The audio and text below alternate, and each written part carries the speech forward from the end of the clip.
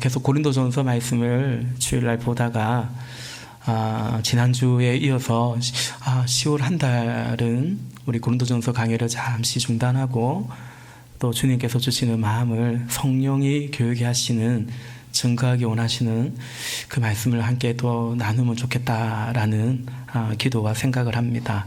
오늘은 소경거지 바디메오의 구원이라는 제목으로 말씀을 전하고자 합니다. 우리 마가복음 10장을 읽어가다 보면 이른바 순환 예고를 예수님이 하시는데, 예수님이 이제 예루살렘에 올라가시고 죽으시고 그리고 3일 만에 부활하실 것이다 라는 그 순환 예고를 예수님이 총 3번에 걸쳐 말씀하시는데요, 이 마가복음 10장에서 세 번째 그 말씀을 하십니다. 10장 32절에 보니까 그들은 예루살렘으로 올라가고 있었다. 예수께서 앞장서서 가시는데 제자들은 놀랐으며 뒤따라가는 사람들은 두려워하였다. 예수께서 다시 12 제자를 곁에 불러놓으시고 앞으로 자기에게 닥칠 일들을 그들에게 일러주시기 시작하셨다. 아멘.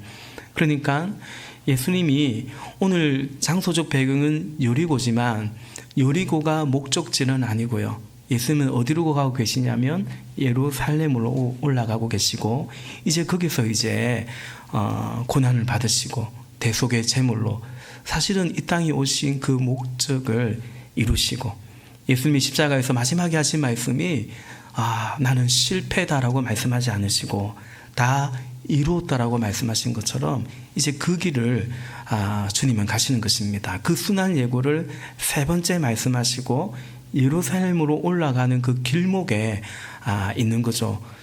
그래서 본문은 예수님의 공생애의 막바지에, 그 공생애의 막바지를 향해 가는 시점이라는 것이죠. 예수님이 이때 여리고에 가셨다가 이제 여리고에서 어떤 일들이 있었는지 누가복음 19장에 보면 좀 더 상세히 기록되어 있어요. 누가복음 19장에 보면 예수님이 여리고로 갔는데 누구의 집에 가냐면 그 여리고의 세리장 삭개오의 집에 머물게 되죠. 그리고 예수님을 영접한 그 삭개오에게 당신도 아브라함의 자손이다, 당신도 이제 구원을 얻었다, 이 인자가 온 것은 이렇게 잃어버린 자를 찾아 구원하러 오셨다라고 말씀을 하십니다. 그리고 이제 여리고를 그 다음날 떠나시는데 예루살렘으로 이제 계속 가시는 거죠.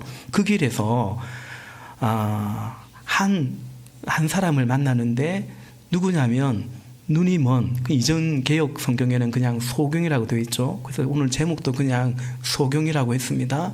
소경이며 거지인 이 바디메오라는 사람을 만나게 됩니다. 51절에서 예수님은 내가 너에게 무엇을 하여 주기를 바라느냐라고 말씀하셨습니다. 여러분, 내가 당신에게 무엇을 해주기를 원하느냐, 이런 말은요 사실은 아무나 그리고 함부로 할 수 없는 말이죠. 아니, 뭘 해달라고 어떤 대답을 할 줄 알고 그래 무엇을 해주기를 원하느냐고 말할 수 있겠습니까? 보통 이런 말을 하는 사람들은 대체로는 허세가 있는 사람들입니다. 허풍쟁이입니다. 저는 허목사고요. 상관없습니다. 허세고 허풍쟁이들이고, 그 분봉왕 헤롯이 이제 하루는 잔치를 하는데 그 헤로디아의 딸이, 그 이제 예쁜 딸이 막 춤을 추고 뭐 술도 마셨고 그 소녀가 춤을 추는 거 보니 기분도 좋고, 그래서 그 소녀에게 말하죠. 내가 너에게 뭘 해주기를 원하냐고. 나라의 절반이라도 떼달라면 떼주겠다고. 그러니까 허세죠. 그랬더니 그것이요, 자기 엄마한테 가가지고 이제 헤롯이 이런 요구를 하는데 뭐라고 대답을 할까. 그들의 부정한 만남과 그런 생활을 책망했던 그 예언자 세례 요한이 있죠. 그 세례 요한의 목을 베어달라고. 그래서 그 헤롯이 매우 괴로워했지만 이런 것을 요구할 줄 몰랐네. 그러나 그래도 나름 왕인데 뱉은 말이 있다 보니 어쩔 수 없이 그렇게 했음을 성경은 기록하고 있죠. 그처럼 내가 너에게 무엇을 해주기를 원하느냐, 이거는 아무나 함부로 할 수 있는 말이 아니에요. 그런 허풍쟁이가, 그런 허세나 부리는 사람이 아니라면 그런 말은 누가 할 수 있냐면 하나님이 하실 수 있는 말이죠. 전능하신 하나님이. 사실은 오늘 이 본문은 예수님이 그래서 어떤 분인지, 그 전능하신 창조주 하나님의 아들이라는 사실을 우리에게 또 보여주고 계십니다. 바디메오는 제가요 다시 보기를 원합니다 라고 간청하였고, 예수님은 그를 이제 다시 보게 하십니다. 구원해 주십니다. 바디메오는 다시 보게 되었고, 52절 오늘 본문 끝에 가보니까 그는 예수가 가시는 길을 따라 나섰다라는 거죠. 그러니까 이제는 다시 보았는데 다시 딴 길로 가지 않고, 다시 세상으로 가지 않고 주님 가시는 길을 따라갔다라는 거죠. 오늘 말씀 중에도 말씀드릴 것 같은데요, 구원이죠. 다시 보게 된 것만이 구원이 아니라 이제는 주님을 따라가는 그 길까지가 구원의 은총인 것입니다. 이제 본문 가운데 이 디메드의 아들 바디모에 대해서 조금 더 상세히 들여다보십시다. 본문 46절입니다. 그들은 여리고에 갔다. 예수께서 제자들과 큰 무리와 함께 여리고를 떠나실 때에 디메드의 아들 바디메오라는 눈먼거지가 길가에 앉아 있다가. 아멘. 여리고에 사는 디메오의 아들 바디메오입니다. 여기서 바는 뭐냐면 누구의 아들이라는, 그러니까 바디메오는 뭐냐면 디메오의 아들입니다. 그러니까 이 사람 이름이 디메오아입니다. 자기 아버지 이름이 디메오예요. 그리고 이 사람은 뭐냐면 그 바디메오니까 디메오의 아들이죠. 마태복음 16장에 예수님께서 베드로에게 바요나 시모나, 마태복음 16장 17절에 바요나 시모나 네가 복이 있도다 말씀하세요. 바요나, 요나의 아들 시모나. 그러니까 예수님이 베드로를 향해서는, 시몬 베드로를 향해서는 시몬이라고 이름까지 말씀하셨고, 그의 아버지 이름은 요나라는 거죠. 요나의 아들 시모나. 근데 오늘 바디메오는 그 사람 이름은 무슨 까닭인지 적혀 있진 않고 그냥 디메오의 아들이라고 46절에서 정확하게 기록해주고 있습니다. 근데요, 이 디메오라는 이름의 뜻이 뭐냐면 히브리어 타메라는 단어에서 파생했는데 그 뜻이 더러운, 부정한, 이런 뜻입니다. 그러니까 직역하면 부정한 자의 아들. 그러니까 한마디로 말하면 죄인의 아들이라는 뜻이겠죠. 그러니까 성서학자들은 누가 애를 이렇게 낳고 나서 이름을, 그러니까 오늘 이 소경으로 따지면 할아버지가 자기 아버지 이름을 지어줄 가능성이 제일 많은데, 세상에 자기 애 이름을 더럽다, 부정하다, 누가 그렇게 짓겠냐라는 거죠. 그래서 성사학자들은 이 사람의 실명일 수도 있지만 아마 별명이 아닐까. 예수님이 이 시몬을 만나서도 너는 이제 게바다, 베드로다, 반석이다 라고 그에게 희망을 심고 그 별명을, 애칭을 지어주신 것처럼 유대 사람들은 별명을 잘 지었대요. 근데 이 사람은 주변의 사람들에게 그렇게 보였고 그렇게 살았나 봐요. 저렇게 더러운 사람, 부정한 사람. 그리고 그의 아들은 그런 부정한 아들의 디메오의 아들이라고 그렇게 규정되어 있는 거죠. 이 사람이 눈이 먼 장애를 가지고 있는데, 앞을 보지 못하는 장애를 가지고 있는데, 또 그것까지도 그는 부정해서 하나님의 저주를 받아서 그렇다라고 아마도 거의 확실하게 그렇게 사람들은 판단하고 있었을 것입니다. 그리고 오늘 본문 이 바디메오를 소개하는데 51절 52절에 보니까 52절 끝에 가니까 내가 너에게 무엇을 하여 주기를 바라느냐 이때 내가 그냥 보기를 원합니다 하고 말하지 않고 내가 다시 볼 수 있게 하여 주십시오 라고 말하죠. 그리고 52절의 말씀에 그 눈먼 사람은 곧 다시 보게 되었다라고 말합니다. 그러니까 이 사람은 원래 봤던 사람이라는 거죠. 요한복음 9장에 날 때부터 소경된 사람도 있는데 선천적으로 장애를 가진 사람도 있는데 이 사람은 그 사람은 아니에요. 이 사람은 본 사람이에요. 근데 무슨 이유인지 언제부터인지 몰라도 이제는 보지 못하는 그런 사람이었는데 예수님을 통해서 다시 보게 되었다라고 우리에게 알려주고 있습니다. 또 그는 46절에 바디메오라는 눈먼 거지라고 되어 있습니다. 그러니까 거지입니다. 그러니까 눈이 멀었기 때문에 거지가 되었겠죠. 앞을 못 보는 사람이 노동을 경제활동을 할 수 없으니까 그러나 살아야 되니 다른 방도가 없죠. 구걸할 수밖에 없는 거지였다라는 것입니다. 본문은 이 소경 거지 바디메오가 예수님을 만나고 구원받는 것을 보여줍니다.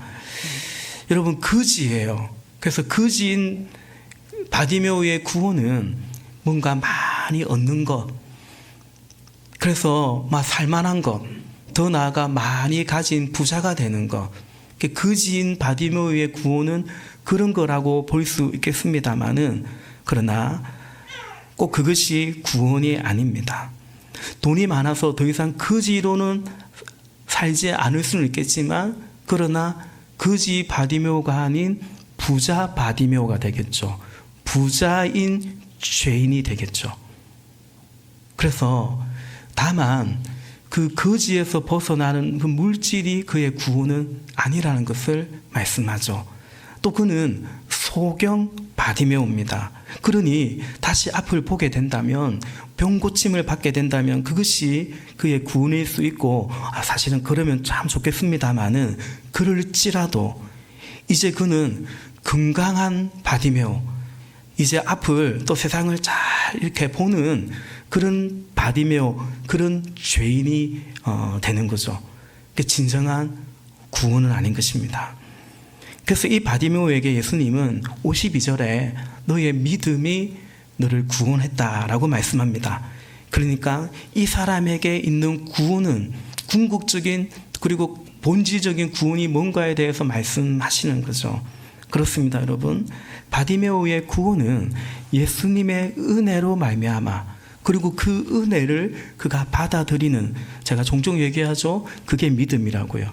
그러니까 하나님의 은혜, 구원이라는 은혜, 구원이라는 선물을 거절하지 않고 이걸 받아들이는 것이 뭐냐? 믿음이거든요. 그 은혜에 대한 반응, 응답이 믿음이거든요. 사실은 그 믿음도 은혜죠. 그래서 오늘 바디메오의 구원은 예수님의 은혜를 받아들이는 그의 믿음이었습니다.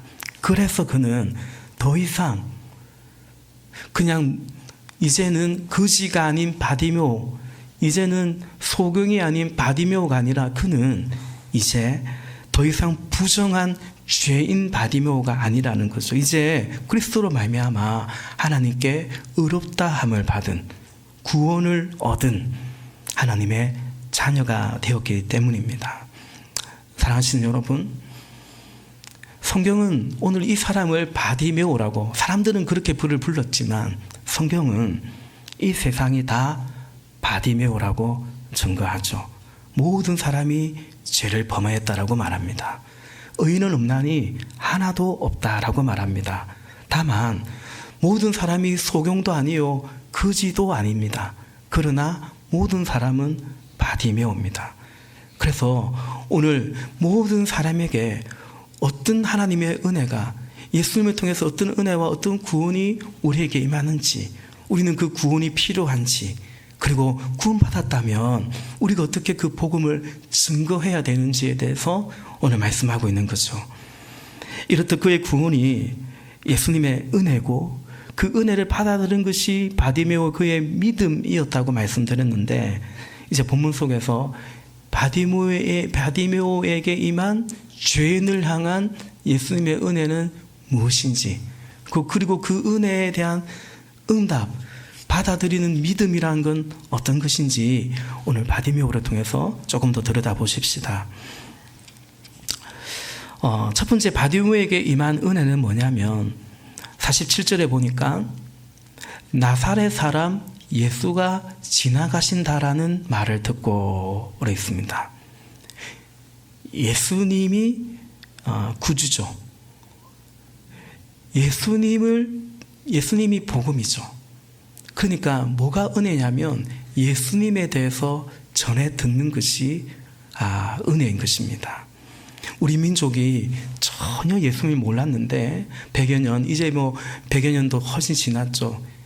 그죠? 우리가 누구에게 편지를 보내어서 미국이든 영국이든 호주든 캐나다든 우리나라에 그렇게 선교사님들이 오셨는데 선교사 좀 보내달라고 임금이 혹은 대신이 그 누가 요구한 것이 아닌데, 그죠? 그 선교사님들이 이 땅에 오셔서 예수님을 전해 주었습니다. 순교하기도 하셨고 자신의 생명보다도 더 소중하다고 할 수 있는 그 어린 자녀들을 이 땅에 묻으면서 우리 민족에게 예수님을 전해주었습니다. 저는 한글날이 지난주 지났는데 한글날을 보내면 참 감사해요. 여러분, 우리 교회에서도 파송하고 동역하는 선교사님 중에 성경 번역 선교사님이 계십니다. 어떤 나라는 인구도 얼마 안 되는데 얼마나 그 부족의 언어가 많은지 모릅니다. 그 부족 언어를 다 번역하려니 말씀을 번역해야 그들의 눈으로 성경을 말씀이 전해져야 예수님을 복음을 알고 듣고 믿게 될 거 아닙니까? 근데 우리는 어떻게 되는 일인지 참 이 세종대왕이요 한글을 만들어 가지고 문자도 하나요, 언어도 하나요. 성경 번역하는 분이 별로 고생 안 했어요. 하나만 하면 돼요. 우리말로 복음을 전해 듣고 우리말로 성경을 읽고, 또 우리 교회는 처음 예수님 믿는 분들이 조금 더, 또 우리의 자녀들이 조금 더 이해하기 쉽도록 이렇게 대한성서공회에서 번역한 새 번역 성경을 또 읽어가면서 얼마나 감사한지 복인지 모르겠습니다. 복음을 듣는 것이 은혜입니다. 근데 여러분, 이 여리고 사람들이요 막 적극적으로 이 바디모에게 예수님 믿으라고, 지금 예수님 지나간다고 막 이렇게 개인적으로 전했냐? 아닌 것 같습니다. 왜냐하면 바디메오가 예수님께 나가고 소리를 지르니까 조용히 하라고, 입을 닥치라고 야단치지 않습니까? 지나가듯 들은 겁니다. 듣자 하니.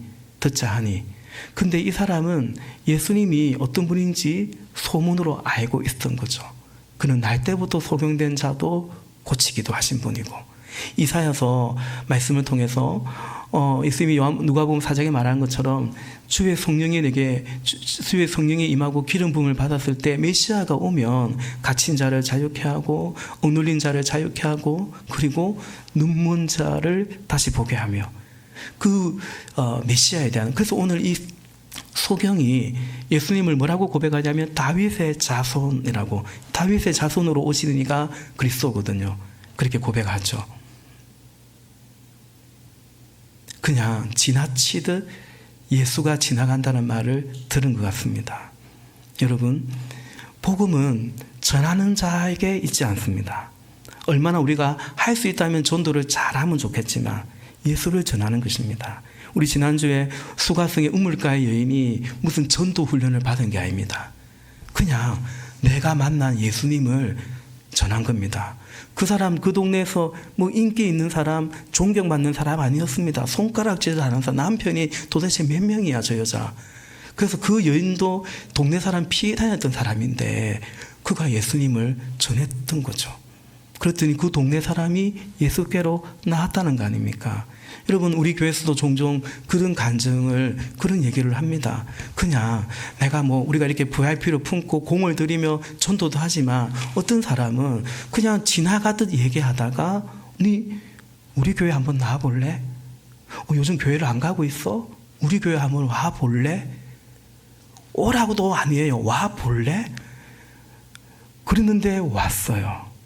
그리고 다시금 오늘 소경처럼, 오늘 바디메오처럼 다시금 눈을 뜨게 되고 다시금 믿음 생활을 하게 되고, 아니 처음 예수님을 만나게 되고, 그런 역사들이 있는 거죠. 은혜는 뭡니까?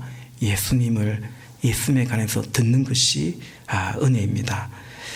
그리고 49절 말씀해 보니까, 49절 끝에 보니까 이제 사람이 이 바디메오에게 말합니다. 용기를 내어 일어나시오, 예수께서 당신을 부르시오라는 거죠.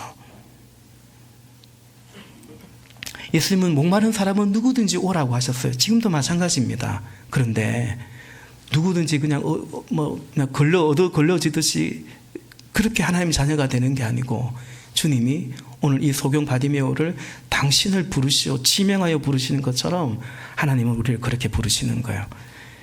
이사야 43장 1절 말씀에 이스라엘아, 너를 창조하신 여호와께서 말씀하신다. 너는 두려워하지 말아라. 내가 너를 구원하였고 내가 너를 지명하여 불렀나니 너는 내 것이라 말씀합니다. 부르심에 예수님이 불러주신 이것이 은혜인 것입니다. 우연 같지만 아니요, 우연 아니요. 그래서 사도 바울은 자신이 언제 예수님 만났냐면, 사도행전 9장에 다메섹에 예수님 믿는 사람 주의 교회를 박해하러 가다가 예수님 만났다 했지만, 그가 그렇게 간증하거든요, 처음에는. 근데 좀 더 시간이 지나서 갈라디아서를 적을 때는 모태에서부터 나를 구속하신 분이, 나를 택정하여 주신 분이라고 말해요. 또 훨씬 시간이 지나서 에베소서를 기록할 때는 창세전에, 창조 전부터 그리스도 안에서 우리 나를 택하고 구원했다라고, 그렇게 자기에게 근거하지 않는 거죠. 전적인 은혜라고 말하고 있는 것입니다. 오늘 바디메오가 예수가 지나간다는 말을 듣고 부르짖습니다. 소리를 고래고래 지릅니다. 근데 그게 중요한 게 아닙니다. 찔러야죠. 예수님 불쌍히 여겨달라고, 나 좀 살려달라고 해야 됩니다. 그러나 그게 중요한 게 아니라 예수님이 그의 소리를 듣고 가던 걸음을 멈추셨다라는 거죠. 그리고 그를 부르셨다라는 것입니다. 우리 기도가 대단한 것이 아니라 우리의 기도에 응답하신 하나님이 놀라우신 거죠. 그래서 여러분, 우리의 구원은 우리에게 근거하지 않습니다. 오늘 우리가 바디메오야 너의 믿음이 너를 구원했다. 그 믿음이라는 것은 예수님이 하신 일을, 하나님의 하신 일을 인정하는 거거든요.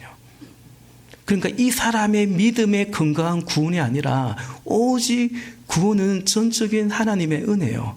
그 은혜에 근거해서 오늘 이 바디메오에게 일어난 전적인 역사가 바로 구원이라는 사실을 말씀하시는 거죠. 우리에게서 난 것이 아니기 때문에 에베소서 말씀처럼 그 누구도 자랑할 수 없다라는 것입니다. 그런데 오늘 예수님은 바디메오의 믿음에 관해서 그러나 또 분명히 말씀하세요. 그의 믿음이 그를 구원했다. 자, 그러면 바디메오의 믿음은 어떤 믿음인가? 이 사람 지금 부르짖지 않을 수 없지 않습니까? 소경인데다가 거지인데다가 사람들이 함부로 이 사람 뭐라 하고, 이 글은 얼마나 자기 삶이 비참합니까? 부르짖는 거죠. 그리고 이제 이 생활 좀 청산하자. 이런 밑바닥 생활 나도 좀 청산하자. 그런 희망. 오늘 예수님이라는 분을 만났는데 내 희망을 걸고 내 꿈과 소원을 걸고, 그래서 간절히 예수님께 부르짖는, 바로 그것을 두고 바디메오의 믿음이라고 말하는 게 아니에요. 바디메오의 믿음은 이미 말씀드린 것처럼 예수님에 대한 믿음, 그의 은혜에 대한 믿음인 것입니다. 여러분, 이것이 굉장히 중요합니다. 한국 교회 안에 좀 거창한 말씀이 될지 모르겠지만, 한국 교회 안에 보면, 목회를 하다 보면 믿음에 관한 오해가 있는데, 그 중에서도 대표적인 오해가 뭐냐면 자기의 근거한 믿음이라는 거죠. 자기 신념에 근거한 믿음. 지금 이제 입시철인데 나는 어느 대학에 들어간다. 나는 할 수 있다. 그렇게 간절히 믿으면 마치 긍정의 힘 같은 그런 신념이 믿음인가? 그래서 그 믿음대로 된 것인가? 아니올시다라는 거죠. 성경이 말하는 믿음은 뭐냐면 예수님에 대한 신뢰, 그리고 그분에 대한 의지, 더 나아가 의지하기 때문에 그분을 기대어서 함께하는 거죠. 우리 생명의 삶에서 최은기 목사님은 믿음은 하나님께 기대는 것이다라고 다 그렇게 정의하기도 하지 않습니까? 오늘 이 바디메오가 예수님을 가시는 그 길을 따라갔대요. 그러니까 믿음은 거기까지입니다. 제가 종종 그 얘기하죠. 저는 가령 산을 잘 모르는데 저는 영어도 잘 못하고 혼자 어디 해외 여행하라면 되게 좀 겁이 날 것 같아요. 근데 어느 지체가 목사님 저 에베레스트 제가 몇천 고지까지 몇 번 갔다 왔습니다. 이 정도까지만 가도 너무 풍경이 아름답고 신비롭고 놀랍습니다. 같이 가시죠. 제가 딱 준비하고 딱 인도하겠습니다. 그때 이제 제가 그 형제를 믿는 거죠. 그래, 네가 산을 알고 몇 번 다녀왔고 준비하고 다 믿는다 해놓고 안 가는 거예요. 내가 그 길 어떻게 가냐. 근데 그게 아니라 믿음은 뭐냐면, 그래, 그러면 나 너만 믿고 간다. 이것이 믿음이죠. 오늘 바디메오에 있는 믿음은 뭐냐면 예수님을 신뢰하고 의지하고, 그래서 그의 삶을 이제 주님께 의탁하는 거예요. 맡겨드리는 거예요. 바디메오의 믿음은 바로 그와 같은 믿음인데요, 그 증거들을 본문에서 찾을 수 있어요. 47절 볼까요? 우리 47절 다시 한번 같이 읽어봅시다. 시작. 나사렛 사람 예수가 지나가신다는 말을 듣고 다윗의 자손 예수님 나를 불쌍히 여겨주십시오 하고 외치며 말하기 시작하였다. 아멘. 사람들은요, 예수를 뭐라고 말했냐면 나사렛 사람 예수가 지나간대요. 좀 신앙생활 좀 하신 분들은 아시죠? 나사렛에서 무슨 선한 것이 나겠냐고 나다넬 같은 사람도 그렇게 얘기했고요. 사람들이 지금 예수님을 나사렛 사람 예수라고 말하는 것은 일종의 비하하는 말입니다. 그에 비해서 오늘 이 바디메오는 예수님을 다윗의 자손 예수라고 고백하고 있는 거예요. 누가복음 19장에 예수님이 여리고에 갔는데 삭개오의 집에 들어갔어요. 원래 삭개오가 예수님께 나올 수 없었잖아요. 너무 사람들이 열광하고 환호하니까. 이때 예수님이 정말 핫했거든요. 키가 작아서 이 중년의 그래도 세무서장인데, 그 동네 유지인데, 그래도 지역의 유지인데, 이 사람이 옛날 성경에는 뽕나무, 돌무화과 나무로 올라가잖아요. 예수님이 삭개오야 내려오라. 오늘 내가 너 집에 거하겠다. 그랬더니 삭개오는 기뻐하며 내려오는데, 예수님을 기뻐 영접하는데 사람들은 곧바로 태도가 바뀌죠. 누가복음 19장 7절에 보니까, 그런데 사람들이 이것을 보고서, 예수님이 삭개오의 집에 들어가는 바로 그것을 보고서 모든 수군거리며 말하였다. 그가 죄인의 집에 묵으려고 들어갔다라는 거죠. 그러니까 예수님에 대한 생각과 마음이 달라지는 거죠. 왜? 세리는 사람들이 안 좋아했단 말이에요. 더군다나 세리장이에요. 자기들이 안 좋아하는 그 삭개오를 예수님이 막 맞아하니까, 그의 집에 들어가니까, 세상에 하룻밤 묵으니까, 그러니까 사람들이 얼마나 단순한지 몰라요. 내가 싫어하는 사람을 좋아하면 그만 싫어해버리는 거예요. 그렇게 열광하다가도. 예. 지금 무리들과 그 여리고를 이제 나오는데, 무리들이 예수님에 대한 마음이 어땠냐면, 저 나사렛 사람 예수다, 그런 식으로 말했다라는 거죠. 그런데 바디메오는 예수님을 다윗의 자손이라고 부릅니다. 다윗의 자손으로 오시는 메시아 구원자로 믿고 있는 것입니다. 그래서 그는 예수님에게 그 어떤 요청을 하지 않아요. 여러분 47절에 이 바디메오가 예수님께 나 좀 병 고쳐달라고, 나 좀 도와달라고, 나 좀 이 동양 좀 해달라고, 눈 좀 뜨게 해달라고 그런 요청을 하지 않죠. 뭐라고 말합니까? 나를 불쌍히 여겨달라고 합니다. 이건 뭐냐면 주권을 그리스도께 양도하는 거예요. 맡겨드립니다. 나를 불쌍히 여겨주십시오. 주님이 원하시면 내 눈도 뜨게 해주시고, 주님이 원하시면 나 나를 좀 불쌍히 여겨달라고 그렇게 간청했다는 것입니다. 48절에서 사람들이 그를 제지하죠. 48절 우리 같이 읽어보겠습니다. 시작. 그래서 많은 사람이 조용히 하라고 그를 꾸짖었으나 그는 더욱더 큰 소리로 외쳤다. 다윗의 자손님, 나를 불쌍히 여겨 주십시오. 아멘. 조용하라고 그를 꾸짖었다라는 거죠. 그냥 좋게 번역한 거고요. 험한 말을 하지 않았겠습니까? 저 부정한 것이 어디 소리를 지르고 있어. 입 닥쳐. 가만히 안 둔다. 뭐 별의별 말을 했을 것 같습니다.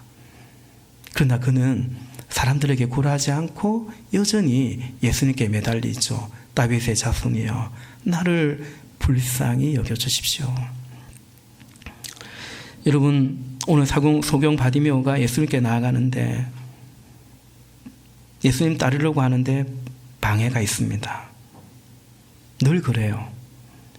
신앙생활하기 좋은 것은 없습니다. 예수 믿지 못할 사정과 주의 길을 따르고자 할 때에 그것을 막는 사정, 이유들 늘 있습니다. 그러나 바디메오는 거기에 굴하지 않습니다. 이게 중요합니다. 돌파해 가야 됩니다. 그러지 못할 이유, 그러지 못한 사람에게 굴하지 아니하고 예수께로 나아가는 거죠. 주의 길을 따르는 거죠. 그러기 위해서 우리에게 필요한 건 뭐냐면 우리 믿음 생활에 저해가 되는 요소들, 손해가 되는 것들, 그거보다 그리스도가 예수님이 나에게 어떤 분이신가, 그분을 믿고 따르는 삶이 얼마나 가치 있는 것인가, 그것을 우리가 깨달으면 되는 거죠. 오늘 예배하는 우리에게 그 은혜가 있기를 축원합니다. 예수님이 어떤 분이신지, 예수 믿기에 불편하고 어렵고 손해가 되고, 그러나 그것보다 예수가 더 크면 되는 거잖아요. 그것보다 예수님이 더 중요하면 되잖아요. 예수님을 그렇게 알아가시고 믿으시기를 바라는 거죠. 49절에 예수님이 걸음을 멈추시고 그를 부르십니다. 은혜라고 했습니다. 그때 바디메오가 어떻게 합니까? 50절도 우리 다시 한번 같이 읽읍시다. 시작. 그는 자기의 겉옷을 벗어 던지고 벌떡 일어나서 예수께로 왔다. 아멘. 겉옷을 벗어 던지고 벌떡 일어나 예수께로 왔습니다. 여러분, 겉옷, 성경이 말하는 겉옷은 그냥 외투 이런 게 아니고 그의 생명과도 같습니다. 아만그지라도 최후의 보루 같은 것입니다. 그래서 그건 포기할 수 없고 잃을 수 없고, 그리고 사실 율법적으로 빼앗아도 안 됩니다. 그리고 비록 소경이고 거지를 할지라도 또 다른 의미로 본다면 이건 내 마지막 자존심이라고도 할 수 있는 거죠. 우리에게 다 그런 겉옷들이 있거든요. 그래서 율법에서도 선지서에서도 하나님 백성은 겉옷을 빼앗으면 안 된다. 가령 출애굽기 22장 26절 27절 말씀해 보니까 너희가 정녕 너희 이웃에게서 겉옷을 담보로 잤거든. 담보 잡을 수 있어요.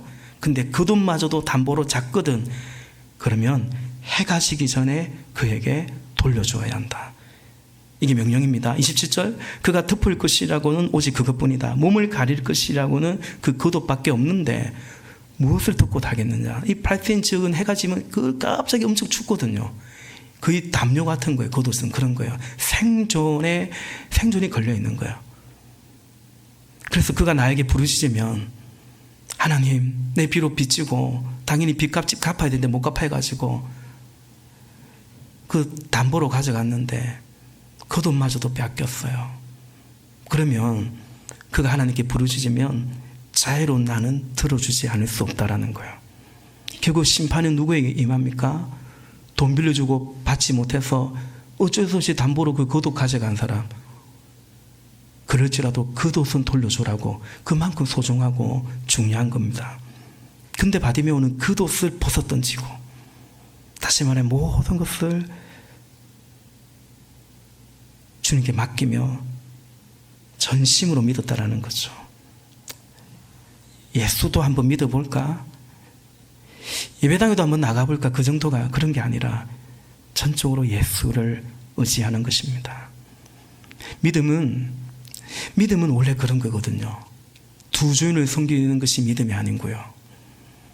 믿기도 하고 다른 것도 안전장치를 계속 마련해 두고, 그래서 마치 그 믿음의 목표가 이렇게 기도 안 해도 내 살기에 어려움이 없는 것이 마치 믿음의 목표가 되는 것이냐. 믿음으로 안 살겠다라는 거죠. 그거 믿고 살겠다는 거 아닙니까? 그러면 오늘날 왜 믿음의 능력이 없냐?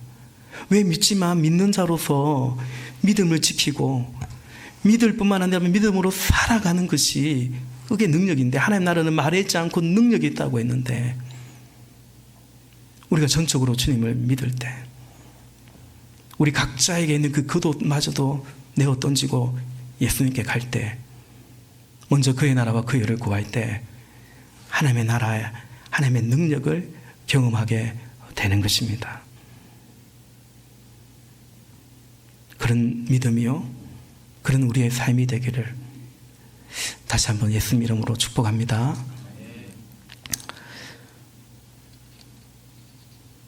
52절 맨 마지막 보니까, 그러자 그 눈먼 사람은 곧 다시 보게 되었다.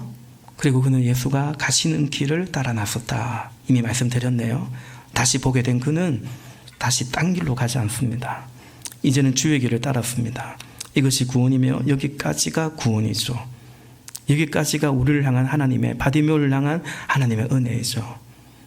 구원하고 다시 세상 속에 허덕이고 살지 않도록, 애굽에서 나왔는데 다시 애굽으로 돌아가지 않도록, 우리는 오히려 선한 일을 위하여 우리를 부르셨고 창조하셔서 하나님의 그 형상을 회복하고 그 선한 일에 우리를 참여시키는, 거기까지가 하나님의 은혜요, 우리에게 일어난 구원의 역사인 것입니다. 52절에 가거라 네 믿음이 너를 구원했다라고 예수님이 말씀하셨습니다. 이처럼 믿음은 예수님을 고백하는 것이고 내 삶에 행하신 하나님의 은혜를 받아들이는 그 응답이 믿음인 것입니다. 말씀을 맺습니다. 요한계시록 3장에 보면 아시아에 있는 여러 교회들 가운데 라오디게아 교회가 있죠. 그 라오디게아 교회는 예수님께 책망을 받는 교회입니다. 눈이 멀었다고요. 차지도 뜨겁지도 않고 미지근하다고요. 안 믿는 것도 아니요, 믿는 것도 아니요. 요한계시록 3장 15절과 17절에 나는 네 행위를 안다. 너는 차지도 않고 뜨겁지도 않다. 네가 차든지 뜨겁든지 하면 좋겠다. 네가 이렇게 미지근하여 뜨겁지도 않고 차지도 않으니 나는 너를 내 입에서 뱉어버리겠다. 뱉어버렸다고 해놓고는 여전히 부르십니다. 요한계시록 3장 20절 내가 문 밖에 서서 두드리노니, 우리 그 말씀 잘 아시잖아요. 그 말씀을 바로 이 라오디게아 교회를 향해서 하신 말씀이거든요. 더 넓게는 오늘 이 죄인들을 향해서 하시는 말씀이지만, 어떤 교회냐면 뱉어버리고 싶은, 토할 것 같은. 17절 너는 풍족하여 부족한 것이 조금도 없다고 하지만 실상 너는 네가 비참하고 불쌍하고 가난하고 눈이 멀고 벌거벗은 것을 알지 못한다 말씀하는 거죠. 나중에 집에 가서 읽어보십시오. 오늘 목회 관련에 최한기 목사님 말씀과도 일맥상통하는 것 같습니다. 여러분, 그런 교회, 그런 신자들이 적지 않죠. 왜? 먹고 살만해서 그래요. 먹고 살만해도 힘은 들어요. 인생은 고난이에요. 파도가 막 쳐요. 그러나 미지근한 그런 신자들, 그런 교회들이, 라오디게 같은 교회들이 많다라고 주님 말씀하시는 거죠. 우리는 아니다. 우리 교회는 아니다. 제가 꼭 그 말씀 드리는 거 아닙니다. 우리도 그럴 수 있다라는 거죠. 마태복음 13장에 네 가지 밭의 비유, 씨 뿌리는 비유에서 보듯이 사실은 그래요. 그런 신자들이 많아요. 네 가지 밭 중에서 그 말씀대로 결실하게 하는 밭은 어쨌든 좋은 밭 하나밖에 없어요. 길가밭, 돌짝밭, 가시밭은, 그 중에 돌짝밭과 가시밭을 보면 이렇습니다. 마태복음 13장 20절부터 22절 말씀에 보면 돌짝밭, 돌밭에 뿌려졌다라는 것은 말씀을 듣고 즉시 기쁨으로 받았어요. 그런데 그 속에 뿌리가 없어 잠시 견디다가 말씀으로 말미암아 이제 말씀으로 살려고 하니, 믿음으로 살려고 하니 한란이 있고 박해가 있고 손해가 있고 그거 때문에 곧 넘어지는 자고. 22절, 가시떨기에 뿌려졌다는 것은 이 사람도 말씀을 들었어요. 근데 여전히 세상의 염려와 재리의 유혹에 그 말씀이 막혀 결국은 말씀에 결실하지 못하는, 주를 따라가지 못하고 말씀에 눈을 떴지만 다시 말씀의 눈은 감겨버리고 영적인 눈은 감겨버리고 그만 이제 세상의 염려와 재리의 유혹으로 또 그로 인한 신연으로 그냥 허덕이고 있는 그런 자들이 많이 있는 거죠. 영적으로 보면 그들이 눈먼 것이 바디메오가 아닐까, 그러니 다시 눈을 떠야 되지 않을까라는 것입니다. 초청절을 준비하며 기도하는데 지난주 마가복음을 읽을 때 이 말씀이 묵상이 됩니다. 우리 지난 주일에는 수가성의 우물가의 여인, 이 사람은 예수님 처음 만났다면 오늘 이 소경은 눈을 떴는데 한때 예배당도 나왔는데 예수님 믿었는데 그만 다시 영적으로 잠들어 버린 거죠. 눈이 감긴 거죠. 우리 주변에 그런 사람들이 얼마나 많은지 몰라요. 잠깐 믿으려고 하다가 한란과 박해 때문에, 손해 때문에 포기해버리고 믿지만 세상의 유혹, 염려, 욕망 따라가다가 그만 또 영적으로 눈이 감겨버리는. 그래서 성도들에게 4가지 밭 중에 당신은 어느 밭인 것 같습니까? 하며 예배당 다니는 성도들도 제일 많이 대답하는 자기의 마음, 자기의 상태가 어떻다고 말하면 가시밭이 제일 많거든요. 나 그런 것 같아요. 그러면 안 되죠.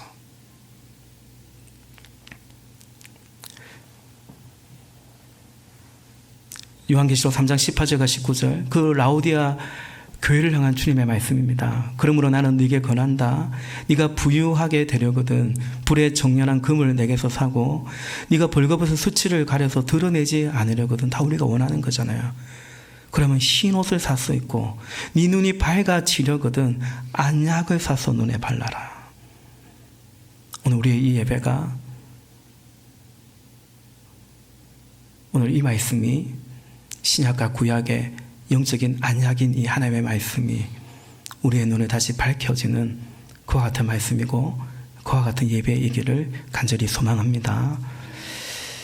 19절, 나는 내가 사랑하는 사람은 누구든지, 사랑하는 사람이에요, 누구든지 책망도 하고 징계도 한다. 그러면 너는 열심을 내고 노력하고 회개하라고 말하는 거죠.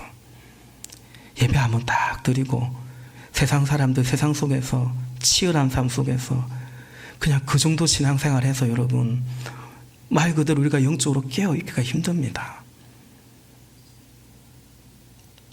열심을 내라고 말씀하시는 거죠. 저도 그렇게 부탁드리고 싶습니다. 그러니까 다른 거 너무 쫓아가지 마시고 열심을 내어야 됩니다. 여러분 영어 공부 별로 열심히 안 하면서 나 영어 실력이 좋아지기를 바라는 사람 거의 없거든요. 양심이 있지. 근데 희한하게 신앙생활 열심히 안 하면서 그러나 나는 은혜 안에 있기를, 은혜 많이 받기를, 그런 믿음이기를, 그러면서 요즘 내가 은혜가 떨어졌다는 둥, 떨어질 수 있습니다.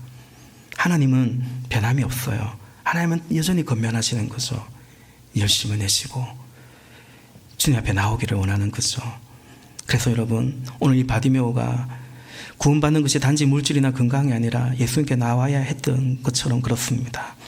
오늘 겸허히 우리의 모습을 돌아보기를 원하고 혹 내 모습이 눈먼 거지 바디메오가 아닌지, 그에게 임한 구원이 그래서 오늘 우리에게 임하는 구원이기를 바라는 것입니다. 더 나아가 우리 주변을 돌아보면서 이런 분들 없는가? 지금 한국교회 이제 아예 통계적으로도 20에서 25% 정도가 그냥 아예 그 말을 이제 대놓고 하잖아요. 나는 믿는데 교회는 안 나가요. 신앙생활 안 해요. 난 가나안 성도예요. 20에서 25%예요. 가나안 성도는 더 지나면 아예 비신자가 될 가능성이 많고요. 그래서 여러분 우리는 그들까지도 VIP를 품고, 그러나 그들 안에 있는 나름 아픔이 있고 상처가 있고, 그러니 다시 교회에 나온다는 두려움이 있고, 그들에게 우리가 그리스도의 사랑을 전하고 예수님의 은혜를 잘 전하고 섬겨드려서 그래서 그들을 주님께로 인도하는 그런 몸된 교회이고 그런 초청 주일이 되시기를 예수님의 이름으로 간절히 부탁을 드립니다. 기도하십시다.